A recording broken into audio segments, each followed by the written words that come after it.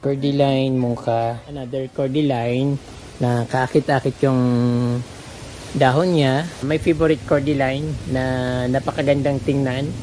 Ay nakikita yung dahon niya. Ayan, pink na pink yung yung dahon ng tea plant para maging balance yung mga dito kulay kasi parang kulang. Sometimes hindi ako nagagandahan sa landscape ko dito kaya dinadaan ko na lang sa plants. So ipasilip ko lang yung ginagawa ko sa likod. Pag nandito ako sa bintana nakatanaw dito sa front yard ko, so ito yung nakikita ko siyempre super ganda niya.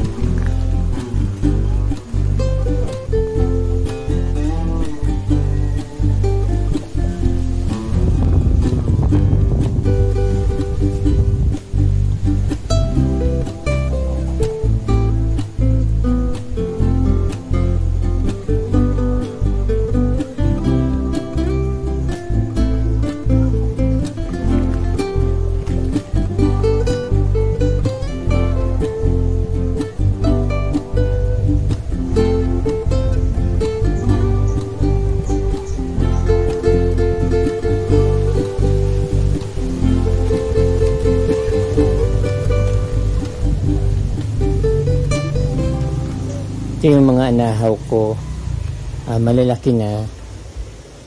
Actually, pinuno ko ng anahaw dito pero tinanggal ko yung iba kasi crowded masyado. Sabi ko mas maganda kung minimal lang pero ito marami pa rin sila. Ang aking mga caladium. Ayan, Red Splash, Heart of Jesus. Ayan mga caladium ko dito.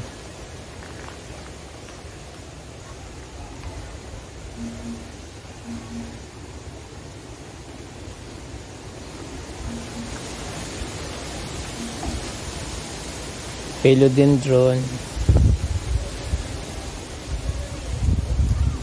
ferns, may mga ferns ako dito na pako. Ayun.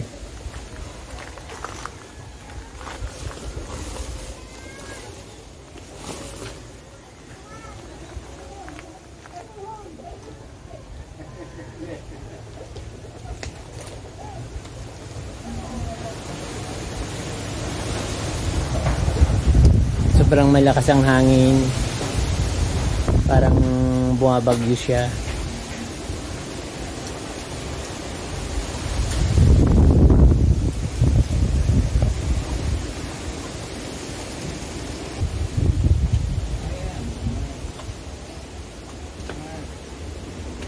May begonia collections.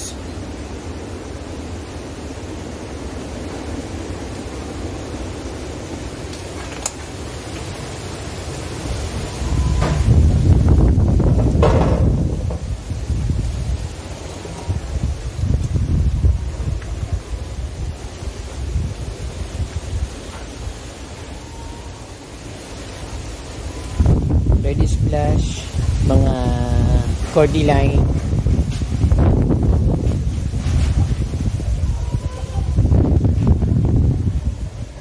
colocasia, foxtail or monkey tail,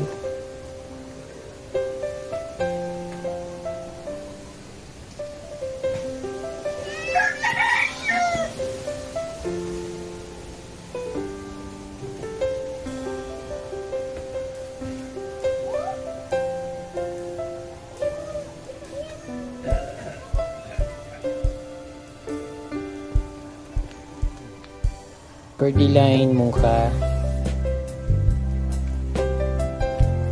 mga tea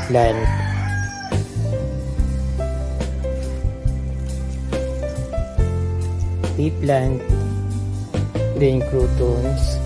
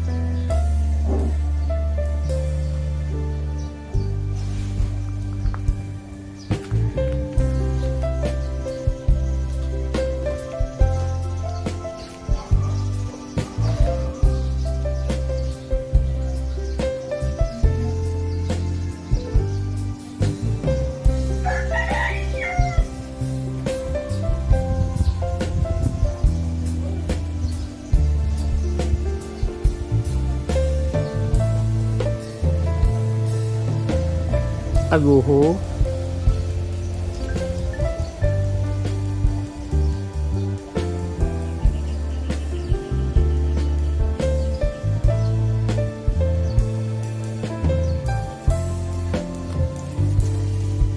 may tea plant or cordyline. Alam ko rare ito. Sometimes pumuputi yung ito, nagiging variegated yung dahon niya, pero nawala siya. Dati puti yung dahon nito.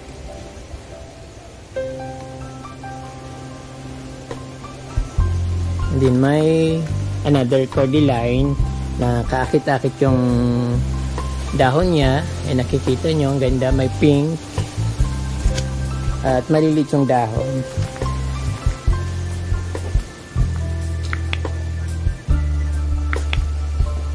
Rare din yata itong tea plant na ito.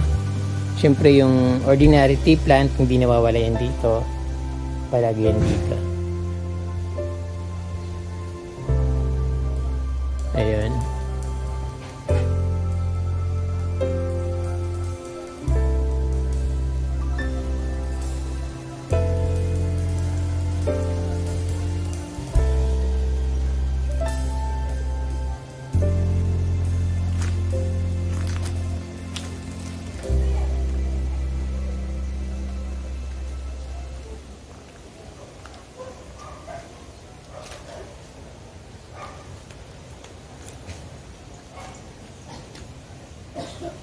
Ang aking manzanilla ba tawag ito? Nakalimutan ko yung pangalan.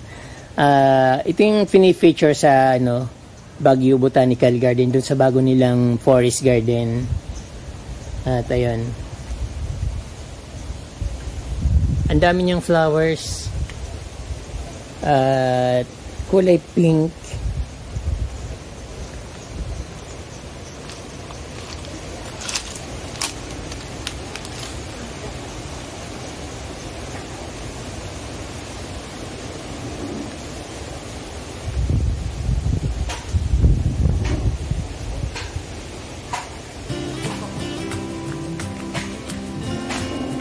Flowering yung rose ko.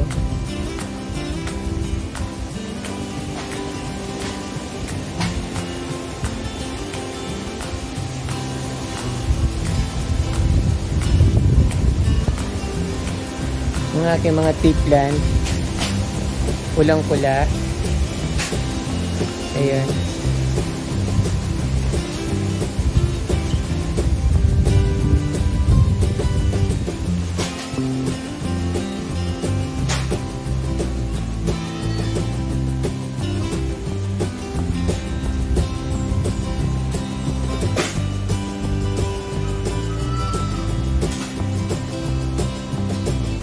Naka-live pa.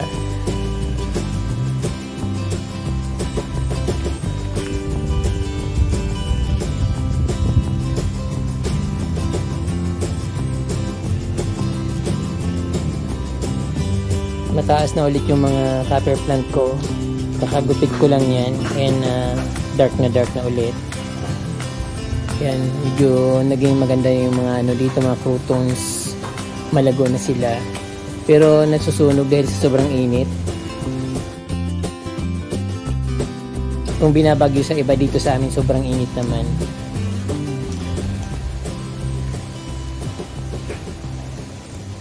Inilipat ko yung crouton ko dito sa ano, yung nasa ano ito, doon sa backyard. Tapos nilipat ko dito para maging balance yung mga ano dito kulay. Kasi parang kulang. Pero gugupitin ko yung ano niya kasi parang ano, hindi, nasa ilalim yung kulay. But ito kukulay naman ito ng ganun sa ilalim. Tulad niyan. Pero parang mabigat masyado kaya gugupitin ko siya. Yun na yung mga ginupit ko about 2 weeks ago. Ayan, malaki na kaagad sila. Pero hindi yan kaprom di ano, hindi ko siya dinidiligan kahit mainit dito, ayan tuloy pa rin. Kaya maganda siya dahil kahit hindi diligan, lumalaki kaagad. But ang problema ko yung ano ko, yung African talisay, ang tagal-tagal lumaki, nakakainip. Yung coleus ko, ginupit ko siya, pinutol ko, pero may tinira ako ng maliit kasi parang hindi magandang tingnan. Ayan, pinutol ko na siya. Pero maganda yung pagkapulan niya pa rin. Ayan, naglabasan ulit yung mga dahon ng Reds Plus na Caladium. Din dito parang siksikan sila doon. So, mayroon din ako nakikitang caladium dun sa dulo, sa loob.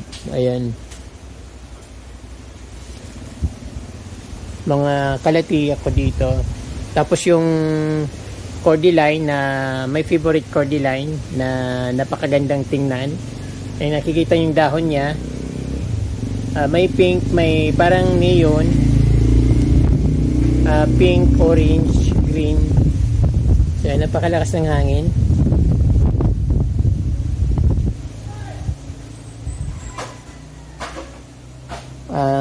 Ayun, yung aking Persian shield. At yung pinutol ko dati, about 2 weeks ago, ayan, lumalabas na yung mga talbos niya. Kaya lang nahirapan yung iba na tuyo kasi sobrang init. Then ito yung aking colorful, dark color na crouton. Tapos yung sa baba, light naman. So ito, ipoprop ako itong mga ito. May ugat siya. Bakit ganun umuugat sa sangan niya? Pero ayan, dapat maalis ko siya kasi dapat ma-iprop ako siya para madaling tumubo siya at maging maganda yung kulay niya. Ayun. Ito naman, na kasi ito ng kaya hindi lumabas yung kulay dahil na harangan nung yung malaking kahoy. So, pinutol ko na yung sanga. Kaya, ayan, sana bumalik yung yellow niya. Naging kulay green siya. Naging natakpan siya kasi nung mga dahon na makapal. Ayan, tinanggal ko na. Kaya sana maging makulay siya katulad nito na very colorful yung dahon niya. Ayun.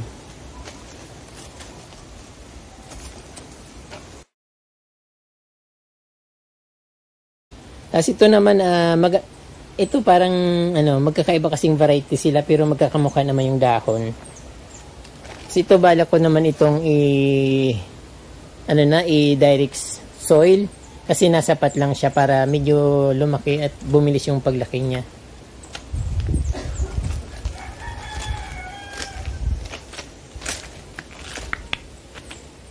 Ayun, yung cordyline ko, harangan siya ng ibang plants kaya hindi masyadong lumalabas yung kulay.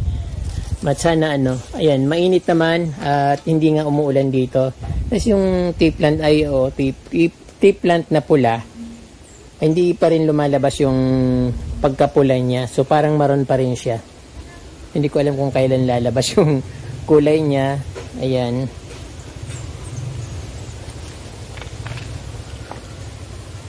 So mayroon pa akong another tea plant dito na collection. Ayan, parang tawag yata dito yung parang Cordyline nigra or tea plant nigra ang tawag dito. Pero hindi ko sure. Ayun. Dati marami akong Cordyline na marami akong collection na tea plant dati, pero pinagpuputol ko na kasi nga wala nang umalagyan. Ayun. Dito naman ginagawa kong vertical garden. Vertical ba tawag sa ganito? So, hindi ko na ito dinidiligan kasi pag umuulan at umaambon naman, diretso naman sa kanila yung ulan. Pero napabayaan ko na nga. Hindi ko na masyadong napapansin kasi nasa likod. Ayun, mga ephesia. Pink ephesia, tapos rin meron din akong green, tapos karamihan dito mga enjoy photos. And then na to, natutuyo ng aking sayang, hindi ko na malaya, natuyo na yung aking spider plant. Favorite ko pa naman ito. Sabi ko paparamihin ko, tapos yan natuyo na, so kailangan diligan ko para makarecover. Ayun, natuyo na nga yung mga ko dito dahil sa ulan, ay walang ulan, mga bird nest ferns.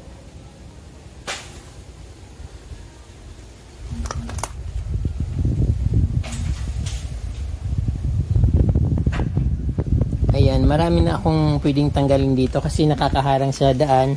Katulad nito, tatanggalin ko tong caladium na ito dito kasi wala na yan dyan. Hindi ko na inaasahan, pero tumubo pa rin siya dyan.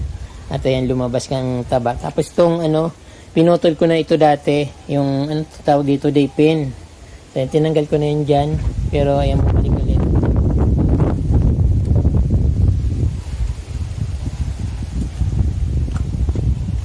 Siyempre, ang super ganda-ganda ng mga coleus ko. Super pink. Ayan, lumaki na yung mayana ko dito. Yung bunny, nilipat ko dito. Ayan, umaano na ulit, umuusbong na ulit. Ayan, ang aking dito, Japanese inspired na garden. Ano to?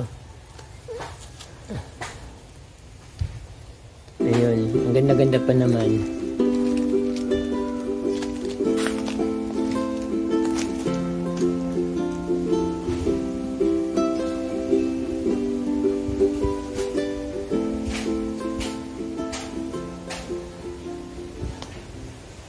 Ang daming bulaklak nung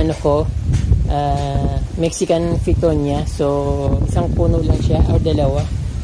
Buti hindi siya natutumba. Pero ayan, marami pang pausbong.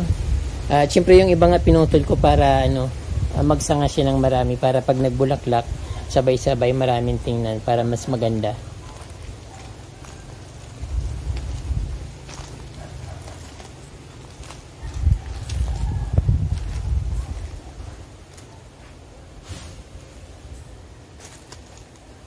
Ayun, maaliwalas dito. Pwede ako maglagay ng kutsyon dito para dito ako magkape, pangbasa-basa ng buhok, maglagay ako ng kutsyon tapos unan. So pwede na ako magtambay-tambay dito.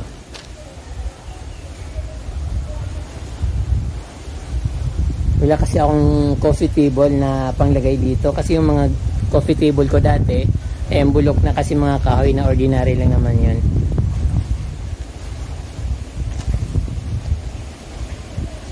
Dito sa part na ito, napakalago ng mga halaman ko, kaya yung pinuputol ko ay nakikita nyo naman. At syempre iba yung dating.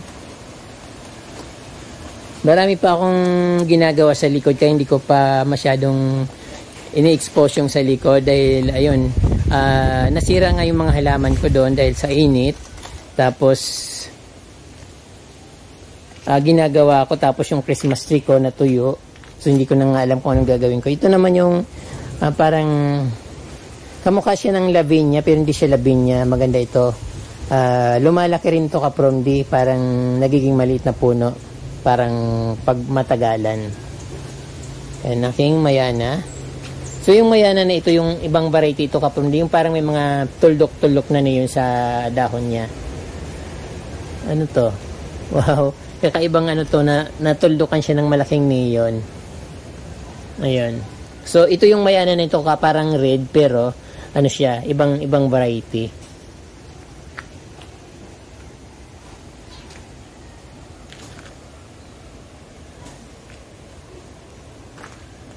Mga tea plant ko. Meron din pala ako dito mga ano to, hydrangeas. Matagal na ito nung kubo pa yung bahay ko. Isa sa mga una kong halaman yung hydrangeas. Pero bihirang-bihira lang sila mag-flower at konting-konti.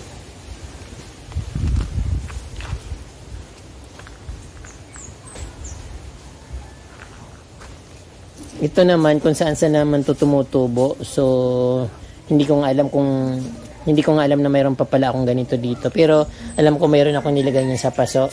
Natuyo dahil sa sobrang init.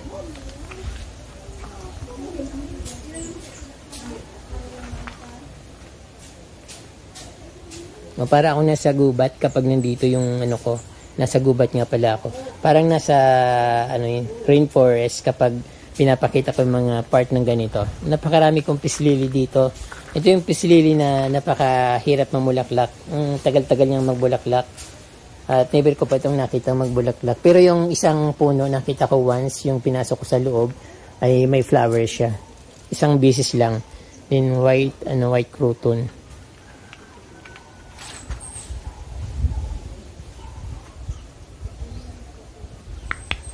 So, ayan, parang ang laki-laki ng puno dahil sa maraming philodendron na gumagapang. Tapos mayroon pang kasamang ferns.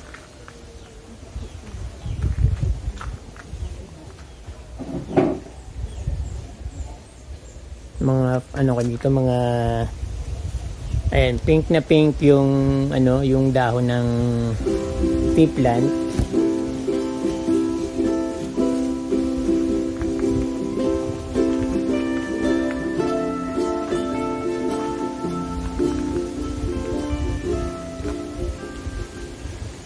Sometimes hindi ako nagagandahan sa landscape ko dito. Kaya dinadaan ko na lang sa plants. Pero yung kasi yung pagka-landscape ko dapat dapat hindi na ako naglagay ng arko dito para maging malawak. Tapos dati kasi gusto ko sanang parang gagawin kong fish yung style ng ng landscape ko. Kaso lang parang hindi siya maganda kaya ginawa kong ganito. So pwede ko naman siyang ulit re-landscape. Katulad nito pwede ko siyang baguhin. Pwede kong isugtong para maging square yung medyo lumaki dito. Later na lang kapag nagsawa na ako dito sa ganitong style. Even yung dito rin gusto ko rin siyang ibalik sa dati para maluwag tingnan. Ito parang gusto kong tanggalin ko yung mga copper plants, pero gusto ko maging muna sila doon, maging stable yung mga plants. At yung siyempre dadirectional ko ito para magandang tingnan. Yung mga crotons na yan, kasi mayroon siyang mga, nasapat pa yan mga yan. Pag dinirectional ko siya tapos magkakaano sila doon, maganda. Ang problema lang yung ito, hindi ko na siya mabubunot dyan yung African talisay. So permanente na yan. Pero pag lumaki naman siya sobrang ganda, kaya kahit matanggal na itong arko, okay lang. At siyempre hindi rin naman tatagal itong arko na ito dahil kahoy siya, madali siyang magrupok. Then baka anayin siya, pwede siyang maputol kaagad. Pero matibay itong na ito kasi haligi ito ng kubo ko dati. Then ayun, gumagapang na yung aking mga yellow bell. So konting-konti na lang magpa-flower na ito. So andun na nga sa taas Pag nag-flower na siya, okay na siya. Ayan. Then ito naman kapag siyempre mawawala din pag nawala yung arc na ito. So lalawak ulit yung garden ko dahil magiging diretso na naman pag ganon. Diretso na naman yung garden ko pag ganon. Tapos yung pa-square ulit yung style niya. So hindi na siya pabilog. So madali ko lang naman gawin yan, basta kahit ngayon pwede kong gawin. Kaya lang sabi ko pagsawaan ko man yung ganitong style at Kahit hindi ko masyadong gusto, pero ayun, madali lang naman. Iusog ko lang yung bato, yung katulad ng sinabi ko sa inyo na ikakat ko lang yung part na yon, then ayun, okay na ulit, square na ulit yung garden ko.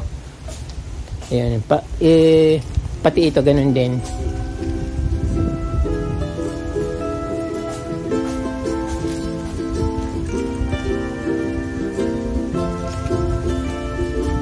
So ayun ang aking napakagandang flowers or halaman dito.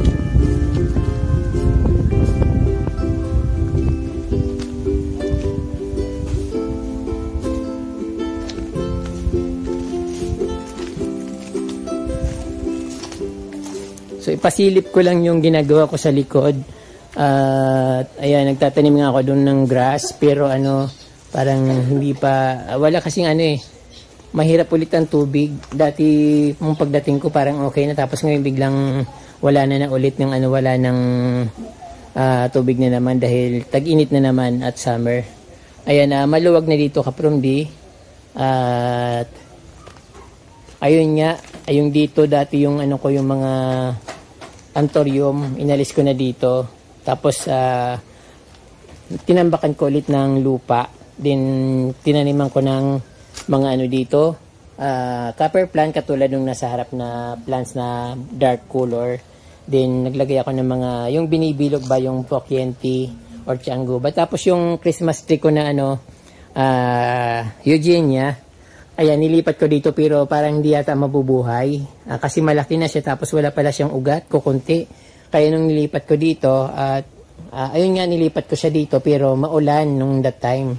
Pero biglang uminit, ayan, kaya natuyo yung mga dahon niya. Sana makarecover kasi sayang, magdi-December pa naman yung pa naman ang inaasahan ko na mayroon akong Christmas tree for the first time na hindi yung gawa-gawa lang. Kaya lang ayan natuyo. So ayan, may mga grass ako dyan na tinim, yung mga variegated grass. Madali lang naman makatumubo yon. Then ito hindi ko pa tapos Kapromdi, nagtanim ako ng mga ferns dyan sa gilid. Tapos pinalitan ko yung plants, yung crouton nilipat ko sa harap.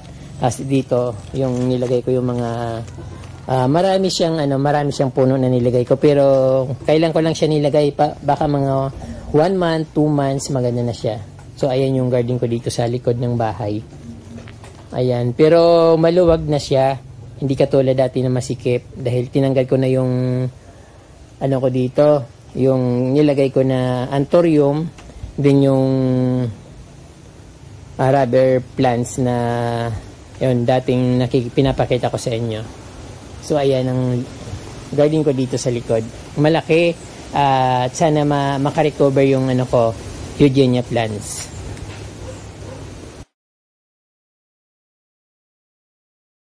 Pag nandito ako sa bintana, nakatanaw dito sa front yard ko, so ito yung nakikita ko siyempre. Super ganda niya. At siyempre, gusto kong baguhin yung landscape doon sa banda doon.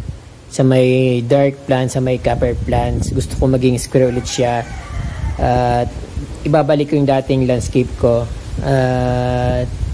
Bahala na kung anong gagawin ko. Basta, ayan na sa isip ko na yon. So, napakagandang scenic dito sa aking front yard. Pag nandito ako sa window. So, ayun, nakikita nyo yan. Kaso nakakasilaw yung mga white stones. So, ayun, ayusin ko rin siya ulit dahil nga hindi ko nagustuhan yung landscape ko.